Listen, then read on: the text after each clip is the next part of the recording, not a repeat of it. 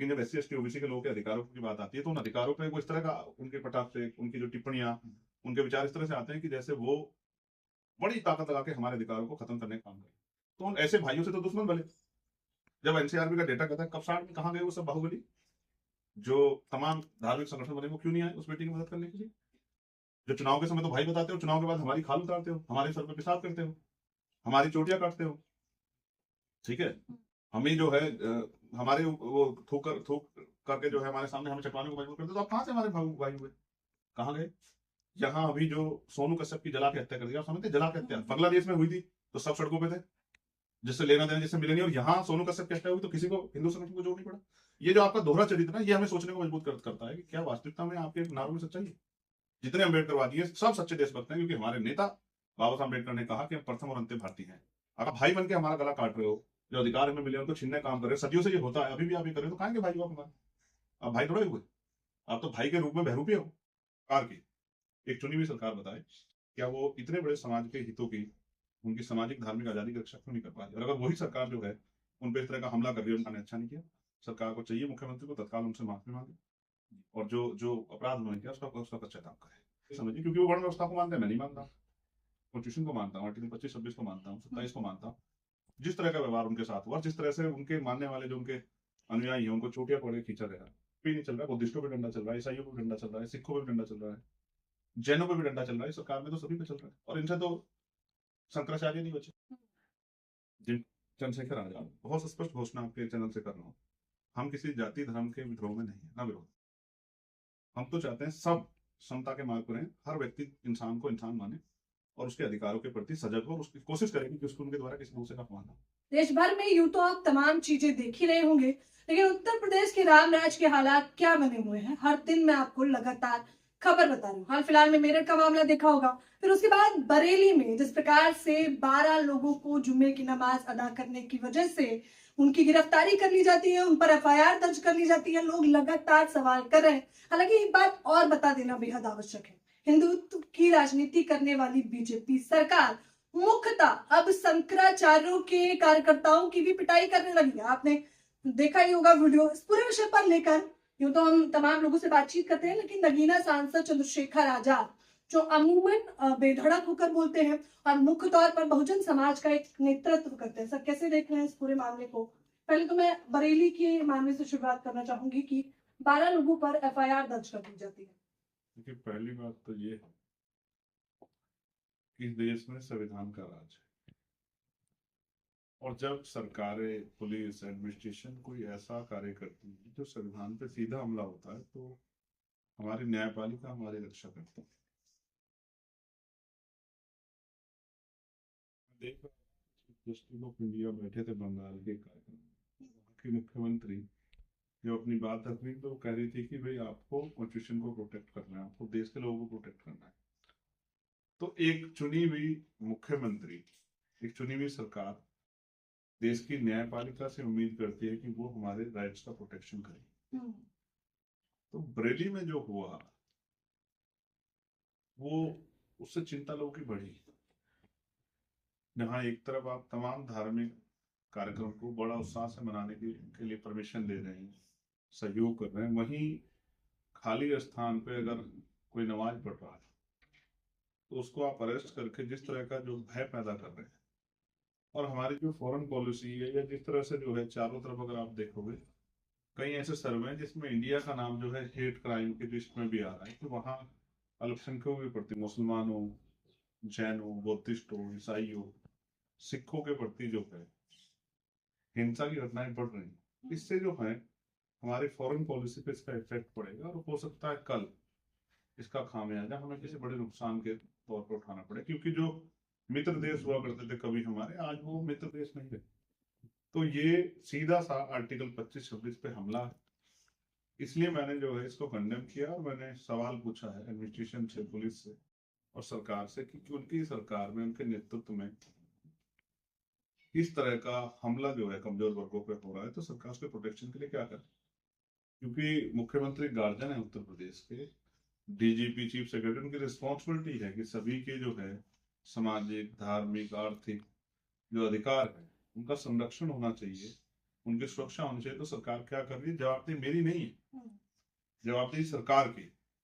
एक चुनी हुई सरकार बताए, क्या वो इतने बड़े समाज के हितों की, उनकी सामाजिक धार्मिक आजादी की रक्षा क्यों नहीं कर पा रही? और अगर वही सरकार जो है उन पे इस तरह का हमला कर रही है, उनको नमाज पढ़ने पे जो है जेल भेजने का काम कर रही है, तो जब सरकार ही जो है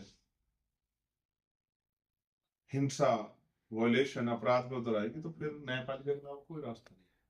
कई बार से सरकार ने प्रयास किए हैं कि नाम लिखवाना हो या कुछ और चीजें, जिसका प्रोटेक्शन जो है माननीय सर्वोच्च न्यायपालिका ने किया। और उम्मीद है कि भविष्य में भी सरकारों के ऐसी गलत कृत्यों को, ऐसी गलत पॉलिसियों को रोकने में न्यायपालिका जो है अपनी भूमिका को अदा करेगी। इसमें हमने देखा, आपने ट्विटर की मैंने आपकी प्रतिक्रिया भी देखी। हालांकि प्रशासन ने कहा कि उन्होंने परमिशन नहीं ली।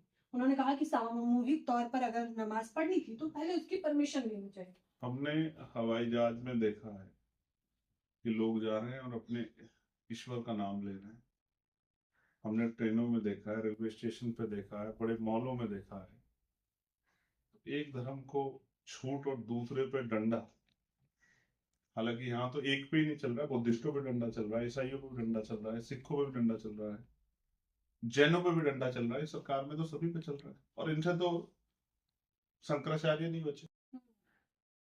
जिनको कहा, जिनके पास कहा, जिनके लिए कहा जाता है कि उनके पास धर्म ध्वज है, कि वो रक्षा करेंगे, वो धर्म को आगे बढ़ाने का काम करेंगे। हालांकि ठीक है, वो उनका धार्मिक विषय है, लेकिन आपने कहा, मेरा आपसे भी आपत्ति है, आपने कहा कि शंकराचार्य के कार्यकर्ता हो। पहली बात तो कार्यकर्ता नहीं होता है, ये उनके कोई समर्थक जो भी थे, उनके अनुयायी हो सकते हैं, हाँ, उनके कार्य को आगे बढ़ाने में उनके सहयोगी हो सकते हैं। लेकिन अगर शंकराचार्य जी के पास भी कार्यकर्ता होने लग जाएंगे, तो वो भी जो है वो नेता नहीं है, वो तो समाज के एक आदर्शों को स्थापित करने की एक व्यवस्था है।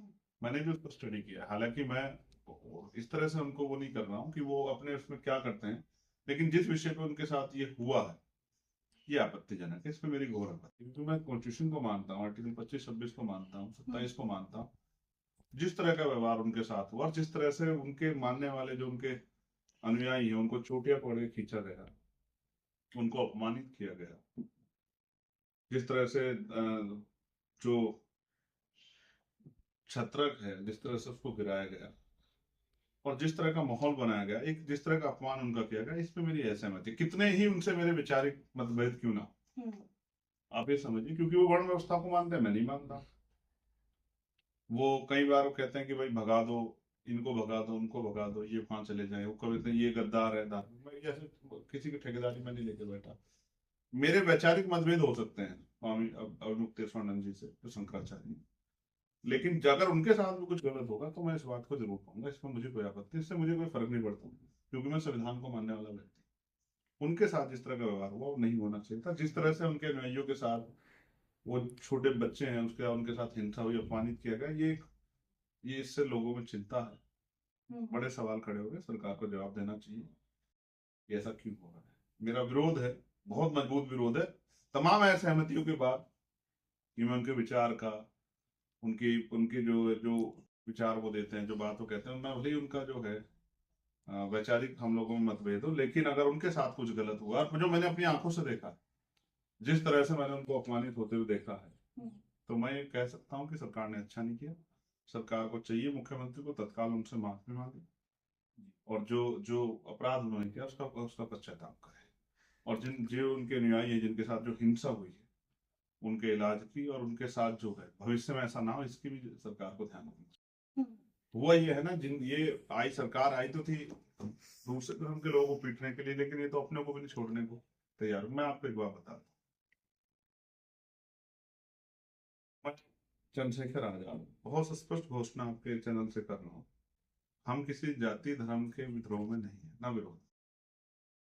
हम तो चाहते हैं सब समता के मार्ग पर रहें, हर व्यक्ति इंसान को इंसान माने, और उसके अधिकारों के प्रति सजग हो, और उसकी कोशिश करेगी कि उसको उनके द्वारा किसी दूसरे का अपमान ना हो।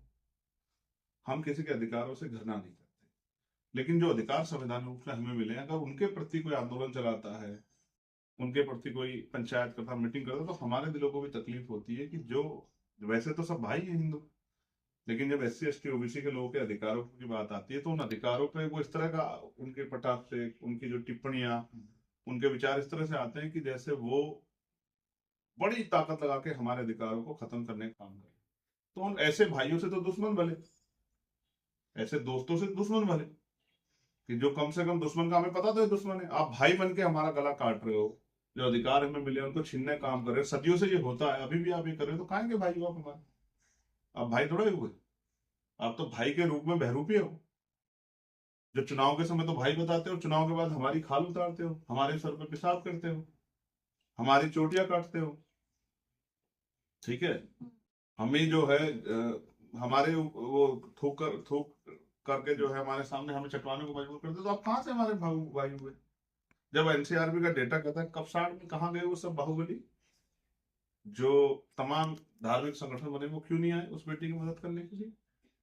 कहाँ गए?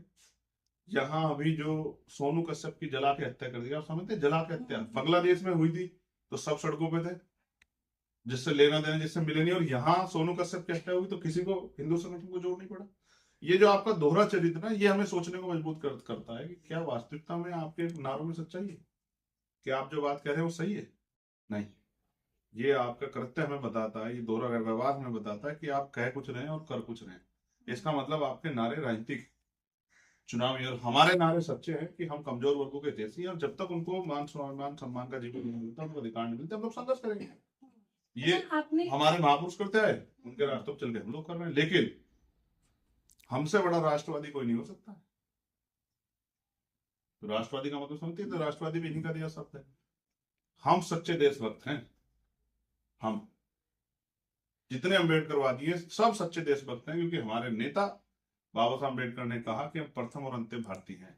अगर हमारी गर्दन पे भी आरा रखा होगा, तलवार रखी होगी, हमारे सर के पे भी गोली बंदूक लगी होगी, तो भी हम अपने देश के झंडे को गिरने नहीं देंगे, कमजोर नहीं पड़ेंगे। हम है तिरंगा का सम्मान करने वाले, हम असली भारतीय हैं, कि हम प्रथम करते भारतीय। हमारा नारा क्या है?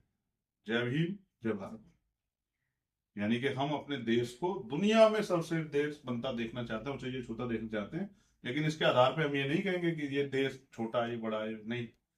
हम तो समानता की बात करने वाले लोग, हम तो अतिथि देवो भव के सिद्धांत को मानने वाले लोग, अहिंसा परमो धर्म के सिद्धांत को मानने वाले लोग हैं। लेकिन हम तो अब इस देश में उपेक्षित हो रहे हैं। जो हमें भाई बताते हैं वही हमारे खिलाफ आंदोलन करते हैं, वही संविधान को जलाते हैं, वही जो है तमाम तरह के अपराध हमारे साथ करते हैं। हमारे पास पाकिस्तान को अपराध करने आ रहा है, चाइना से आ रहा है, बांग्लादेश से आ रहा है, कोई अपराध करने, यही के लोग अपराध कर रहे हैं।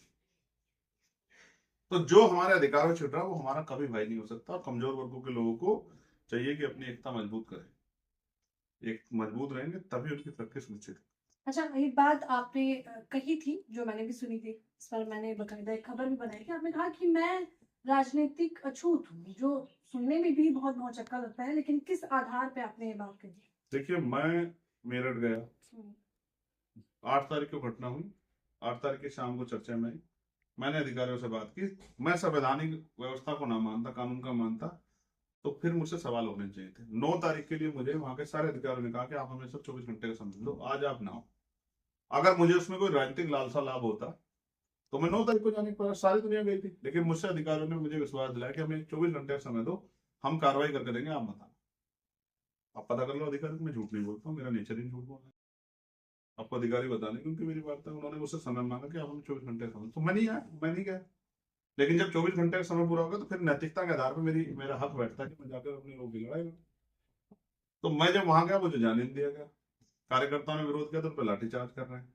कार्यकर्ताओं पर झूठे मुकदमे ना उनको ना फंसा जाए, क्योंकि ऐसे असामाजिक तत्व थे वहां जिनको हमने सुना, पुलिस को बताया भी, जो हमारे लोगों ने बताया कि साहब वो कह रहे हैं कि यहाँ से काम करना, निकल जाना। तो करते तो दूसरे लोग, और नाम लग जाता हमारे कार्यकर्ताओं का, तो हम वहां से चुपचाप चले आए। लेकिन नेक्स्ट डे जब हम वापस जाने लगे तो रोक दिया। तो हम कपसाड़ में अपने परिवार में, कपसाड़ आप बताओ कहाँ है? मेरठ में है, सड़क से 3 किलोमीटर दूर है। ऐसा तो नहीं किसी दूसरे देश में जहाँ चुनाव सांसद नहीं जा सकता। चलो, अब मैं सोनू कश्यप को जला के मार दिया मेरठ में, लेकिन उसका परिवार रहता है किला मोहल्ला मुजफ्फरनगर में।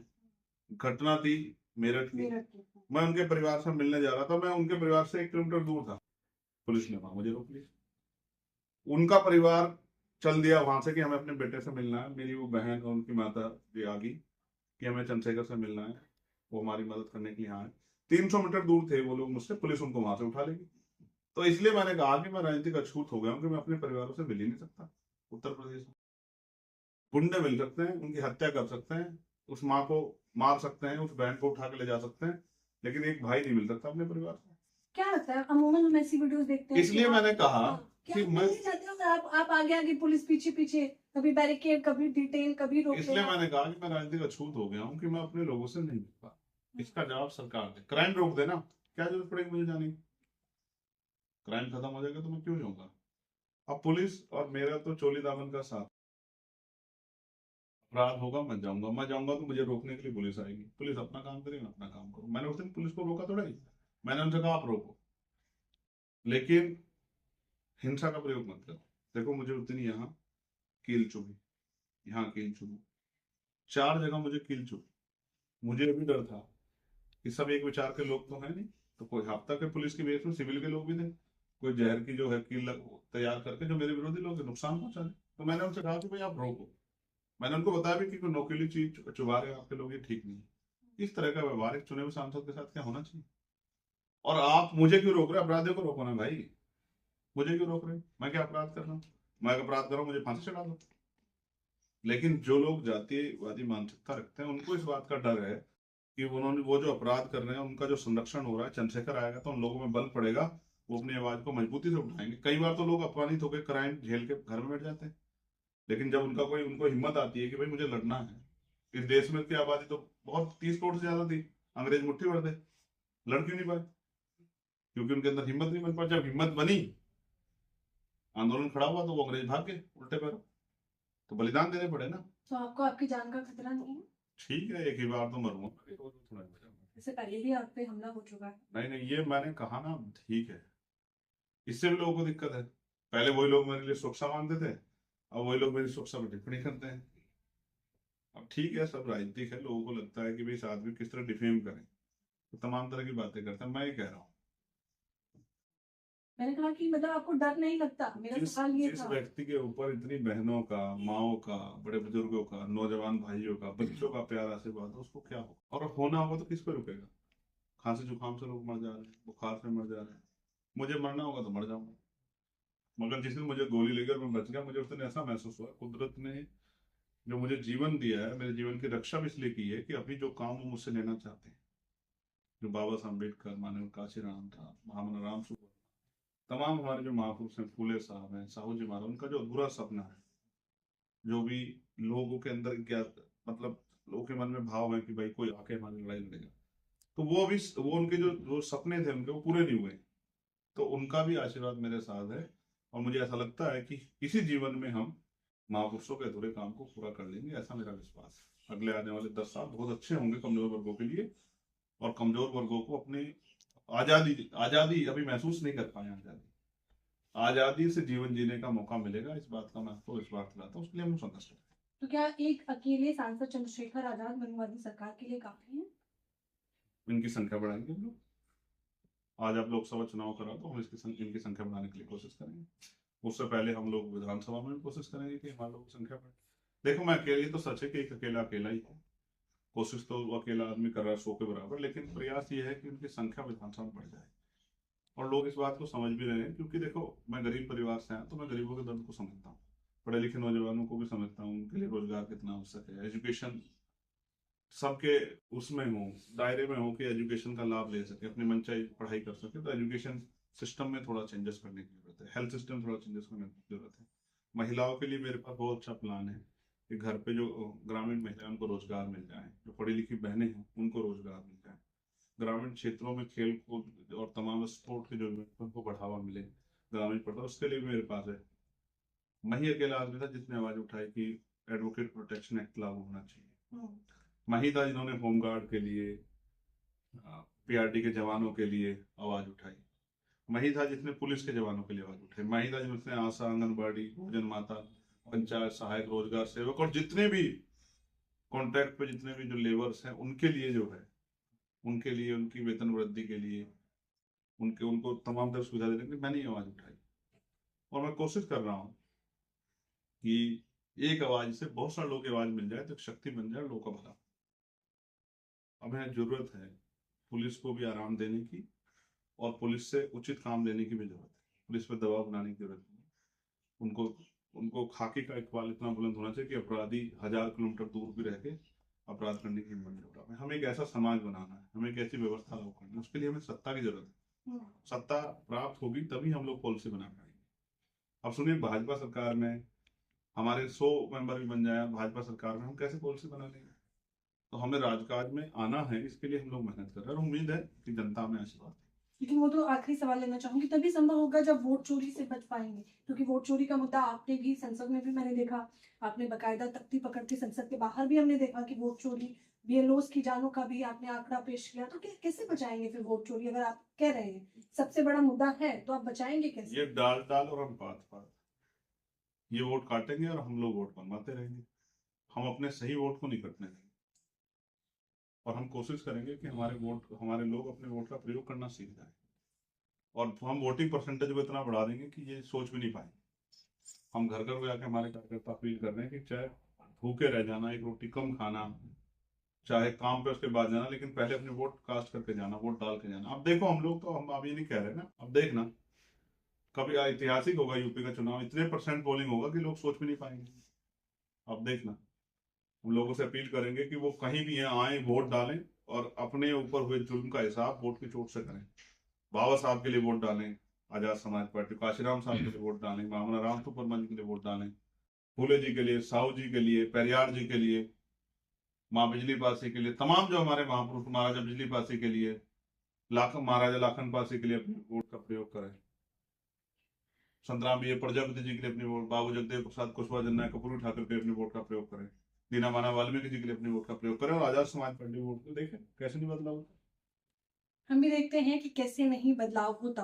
अगर ये वोट चोरी करेंगे तो ये डाल डाल और हम पात पात। अब सोचिए, सांसद चंद्रशेखर आजाद के इस पूरे इंटरव्यू में जो अमूमन मुझे, जैसा कि मुझे उम्मीद भी था, समीकरण में इन्होंने सीधे तौर पर बता दिया है कि चाहे मेरठ की मामला हो, कब्साड़ का मामला हो या बरेली का मामला हो, ये अल्पसंख्यक समुदाय को जो एक तरफा टारगेट करने का प्रयास किया जा रहा है वो सबको समझ आ रहा है और इसका मुख्य तौर पर जवाब दिया भी जाएगा और वो जवाब सबसे बड़ी ताकत यानी कि वोट की चोट से दिया जाएगा। फिलहाल मुझसे बातचीत करने के लिए आपका बेहद शुक्रिया। आपका भी धन्यवाद। कैमरामैन नावेद के साथ ज्योति यादव।